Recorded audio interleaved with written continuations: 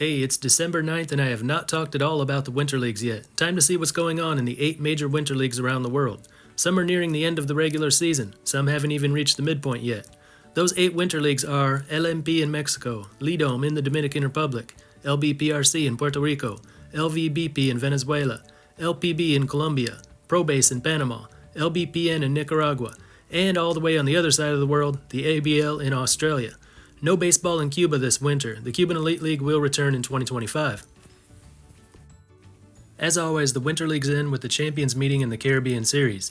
The 67th edition of the Caribbean Series will take place in Mexicali from January 31st to February 7th. Normally it includes most of the Winter League champions. Last year's edition in Miami had 7 champions participating. Attendance record fell. It was great. But this year only the 4 permanent members, Mexico, Dominican Republic, Puerto Rico, and Venezuela, plus 1 guest team representing Japan. Not an NPB team, but a team of non-NPB Japanese players.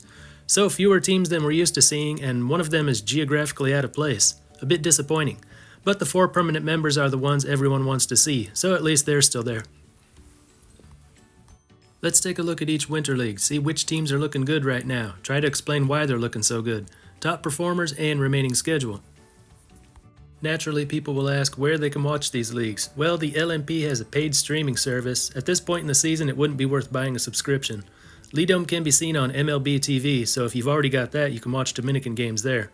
Most of the other leagues can be seen live and free. I'll let you know how you can watch them as we cover the leagues individually. Let's start in the Mexican Pacific League. One half of the season is complete, and that is very important in the LMP. Their season is split into 2 separate halves. Points are earned based on their position at the end of each half, and those points determine their seeding in the playoffs.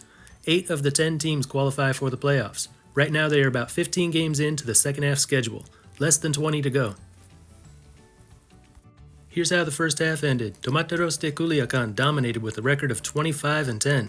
Second place was Cañeros de los Mochis, LMP champions 2 seasons ago, 5 games back at 20-15. Third, defending champions Naranjeros de Hermosillo. Fourth place, Algodoneros de Guasave. Fifth place, Charros de Jalisco. Sixth place, it's a tie, Águilas de Mexicali and Yaquis de Obregón. But due to a tiebreaker, Águilas is 6th and Yaquis 7th. And because of that, Águilas gets more points. 8th place, Mayos de Navajoa, half game behind Águilas and Yaquis. So these teams didn't even play the exact same number of games in the first half. There's a short turnaround between the end of the first half and the start of the second half. If they can't make up the game in time, well, that's just how it is. Venados de Mazatlan 9th at 15-20, Sultanes de Monterrey last at 12-23.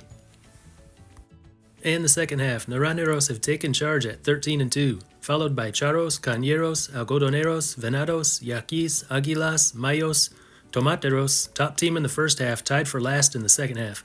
Sultanes, just like in the first half, occupy the last spot. And here are the points. This shows first half points, second half points if the season were to end today, and the total. Naranjeros are first with 18 points, followed by Cañeros, Charros, Tomateros, Algodoneros, Yaquis, Águilas, and 8th place Venados. That is the cutoff for the playoffs. If the season ended today, Mayos and Sultanes would miss out. Joey Meneses, Washington Nationals the last few years, now with the Mets. Playing for Tomateros, has a league-leading .973 OPS and tops the league with 10 home runs. In fact, the top 3 in OPS in the LMP are all Tomateros hitters. Charros outfielder Billy Hamilton, it will not surprise you, is leading the LMP with 33 stolen bases, only caught 4 times. Also has a .732 OPS. Robert Stock, last seen in MLB in 2021 with the Mets and Cubs, is the LMP's ERA leader at 158 in 11 starts, 68 1/3 innings, with a league-leading 66 strikeouts. Tied for the league lead with 9 wins and only 2 losses. In the Dominican Republic, Lidom is close to the finish line with about 40 games of the 50-game schedule complete. Out of the 6 teams, 4 will reach the 18-game round robin. The top 2 from the round robin meet in the best-of-7 championship series. Here's what we've got. Estrellas Orientales topped the standings at 24-16, averaging almost 5 runs a game, the highest in the league. Number 1 in stolen bases, 57 out of 68 attempts. Tigres del Licey, the 2-time defending champs, are 2 games back. Lidom's number 1 pitching team. Lowest team ERA, 291. Lowest whip, 114. Fewest walks issued, though, curiously, the fewest strikeouts as well. Third place, Leones del Escogido, 3 games back. Fourth place, Águilas Cibaeñas, 4 back. Then you have Gigantes del Cibao, back 7, and Toros del Este, in danger of having a third straight last place finish, 8 games out at 16 and 24. Gigantes and Toros have the league's worst pitching. No surprise they're at the bottom. Águilas first baseman Aderlin Rodriguez is the leader in slugging, 632, and home runs with 7. Leones infielder Jonathan Guzman leads the way in batting, 415, on base percentage, 426, and OPS, 973. Tigers pitcher Radames Liz, age 41 now, has a league-leading 1.16 ERA and 0.90 WHIP in 7 starts. Colombian pitcher Nabil Crismat, an LA Dodger last summer, now with Gigantes, leads all Lidom pitchers in wins and strikeouts. He's 4-1 with a 1.79 ERA and 0.94 WHIP in 8 starts, 40 innings, with 35 strikeouts. LBPRC in Puerto Rico is 20 games into a 50-game schedule, almost halfway. Once the regular season is over, 4 out of the 6 teams will advance to the playoffs, a best-of-7 semifinals, and a best-of-9 championship series. Here's where they stand now. If you followed the LBPRC in past years but haven't paid any attention this year, you'll be surprised to see that team at the top. Senadores de San Juan are back in the league. You might recall that Roberto Alomar founded RA12 4 years ago. He decided to end that experiment and revive Senadores. An interesting concept he had with RA12, but it's better this way. Senadores topped the league at 13-7. 1 game behind is the league's highest scoring team, Indios de Mayagüez. They were league champs 2 years ago, then missed the playoffs last season. Third place, Leones de Ponce, 10-9. Fourth place, Gigantes de Carolina, 11-10. Fifth place, Cangrejeros de Santurce, 1.5 back in the playoff race. Best pitching team in the league, but also one of the weakest offensively. In last place are the defending champions, Criollos de Caguas, at 5-15. They've scored the least and allowed the most out of the 6 LBPRC teams. Individually, Edwin Diaz of Leones leads the LBPRC in OPS, 1044, and home runs with 6. Ruben Castro of Cangrejeros is the leader in batting, 379, and on base percentage, 512. San Juan has got the top 2 in ERA, Brandon Nett, 102, and Miguel Martinez, 106. Both pitchers have thrown 17 innings. Also, there are a few Japanese pitchers in the LBPRC this year. Among them, Major League pitcher Shintaro Fujinami, pitching for Gigantes de Carolina. New this year, the LBPRC YouTube channel is streaming all the games, the highest level of free baseball you'll find all winter. In Venezuela, down to the last 10 games, just like Lidom. They play 56 games in the LVBP. Out of the 8 teams, 5 will reach the round robin. Then the top 2 go on to the best-of-7 championship series. Here's how they look. In first is Cardenales de Lara, always one of the top teams in Venezuela. They sit at 27-18 with 11 games to go. Their pitching is getting the job done for them. Fewest runs allowed in the LVBP by far. Second place, Navegantes del Magallanes, more of a hitting team. Third place, Águilas del Zulia. This team finished last a couple years ago, then 6th place last year. Now they're tied for 3rd, just 3.5 back. The other 3rd place team is Bravos de Margarita. 5th place, the defending champions Tiburones de La Guaira. They score the most and allow the most, and it's resulted in a record of 24-24, 4.5 games out. Number 6, Leones del Caracas, 5.5 back. Tigres de Aragua, 7.5 back.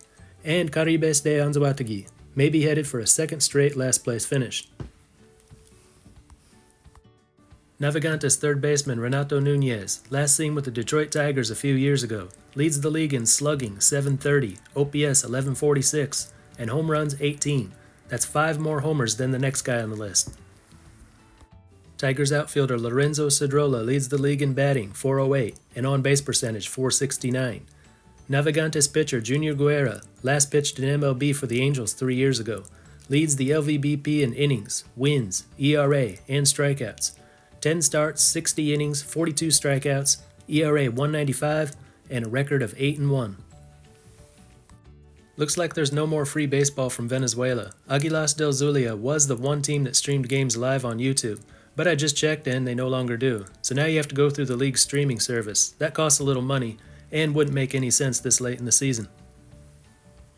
Still early in the season for the Australian Baseball League. Round 4 was just completed over the weekend. 16 games complete in their 40-game schedule.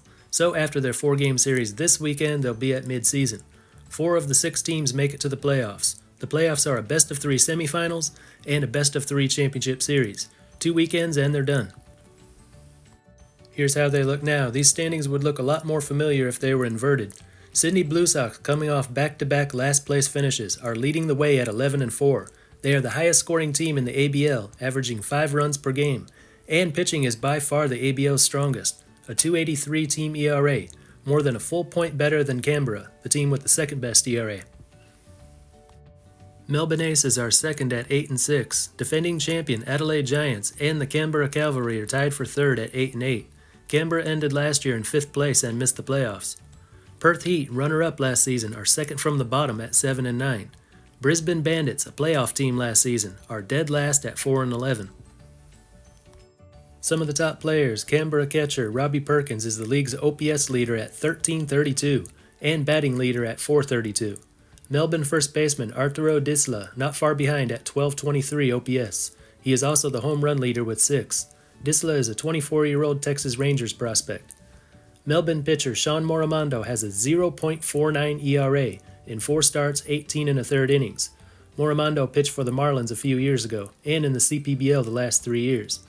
Sydney pitcher Alex Wells has a 1.35 ERA in 4 starts, 20 innings. Adelaide pitcher Lachlan Wells tops the league with 32 strikeouts.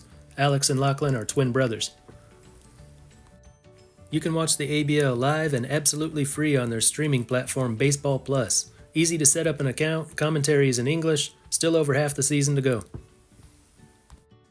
LPB in Colombia passed the halfway point in their 42-game schedule. 5 teams competing this year, up from 4 a year ago. Last year, once the regular season was done, the top 2 moved on to the best-of-7 final series. They may do that again, or they may decide to hold a quick best-of-3 semifinal between the number 2 and number 3 teams. Right now, there is no doubt who the number 1 team is. Defending champions Caimanes de Barranquilla are dominating. 19-3, 6 games ahead of the second-place team. Best hitting, best pitching. Second place is Vaqueros de Monteria at 13-9. In the last 5 years, only Caimanes and Vaqueros have won the LPB title. This season is pretty typical, except that Caimanes is so far ahead. Third place, Tigres de Cartagena. Fourth place, Leones de Barranquilla. Last is Toros de Sincelejo, back in the LPB after a 1-year absence. But just like their last appearance a couple years ago, they find themselves at the bottom. Toros may be in last, but they've got one hell of a hitter. Jason Guzman is the OPS leader at 1199, tied for the lead in home runs with 5. Andres Angelo of Vaqueros has a 1010 OPS and leads the league in stolen bases with 9. Tigres pitcher Fernando Perez Rosario has a 1.40 ERA in 5 starts, 25 2/3 innings, leads the league in strikeouts with 30. Caimanes pitcher Christian Ayagreti has a 1.71 ERA in 4 starts, 21 innings. If you want to watch the LPB, it's simple. Go to the LPB YouTube channel where games are live streamed daily. Nicaragua's LBPN, a 32-game schedule is played there, and they're about 24 games in, so nearing the end. Upon completing the regular season, only 1 team is eliminated. The other 4 move on to the round-robin stage. The top 2 from the round-robin meet in the best-of-7 championship series. Leones de Leon, the double lion, leading the way at 16-8. Good pitching team, especially out of the bullpen. Indios del Bor, league champions 2 years ago, last place a year ago. Now back up to second place, 2.5 games out of first. Tigres de Chinandega and Tren del Norte are 5 games back. And at the bottom is Gigantes de Rivas, the reigning champions, may be the one team to not make the postseason. Gigantes do have the league's best hitter though. Lazaro Alonso leads the LBPN in OPS, 1426, slugging, 806, on-base percentage, 620, batting, 435, just incredible numbers. Among pitchers, Ismael Cabrera of Leones really stands out. 12 relief appearances, 13 2/3 innings, only 1 run allowed, for an ERA of 0.66, leads the league in saves with 5. The best way to watch LBPN is on the YouTube channel Canal 4 Nicaragua, where games are live streamed daily. Pro Base in Panama just got started on November 29th. They're back up to 4 teams after only 3 participated last year. They'll play a 21-game schedule ending on December 23rd. Not sure how they're doing it this year. Could be top 2 from the regular season meeting in the final series, or could have the number 2 and 3 teams meet in a semifinal first. They've done both in the past. This is how it's going so far. Atlanticos are the leader at 4-2, followed by Águilas at 3-3. Federales and Nacionales are tied at 3-4. Very close so far. Jose Ramos of Nacionales leads the league in home runs with 9, while Aguilas pitcher Enrique Saldana has thrown 12 1/3 scoreless innings. And that's it. That's what's going on in the Winter Leagues in 2024. Be sure to tune in. Also be sure to comment, like, and subscribe. Anyway, that's all for this one. Until next time, this is Baseball International. See ya!